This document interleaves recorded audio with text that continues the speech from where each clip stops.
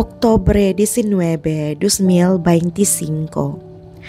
Pagbasa gikan sa Santos nga Ebanghelyo sumala ni San Lucas. Unya gisugilo ni Jesus kining sambingaya aron pagtudlo nga kinahanglan sila magampo ug dili gayud nila wadon ang paglaom. Sa usa ka lungsod, dihay usa ka huwes nga walay kahadlok sa Dios ni pagtahod sa mga tao.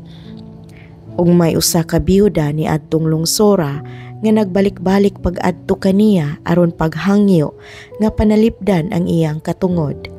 Nagkanayon siya, "Tabangi in taon ako batok sa akong kaatbang.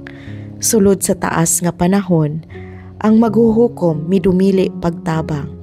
Apan sa katapusan miingon siya sa iyang kaugalingon, "Bisan tuod wala ako'y kahadlok sa Dios ni pagtahod sa mga tao. Apan tungod kay nagsamok man kanako kining maong biyuda, paningkamutan ko nga kapanalipdan ang iyang katungod. Kay kun dili ko kini buhaton, magsige siyag balik-balik hangtod sa kaupsan akog pailob." Ug mipadayon ang Ginoo, "Pamatian ninyo ang gisulti ni adtong daotang huwes.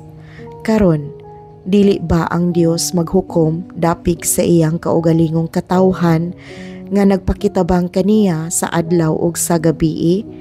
Maglangan ba siya pagtabang kanila?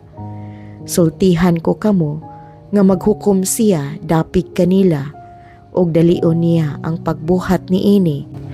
Apan makakaplag bakaha og pagtuo ang anak sa tao dinhi sa kalibutan sa iya unyang pag-abot."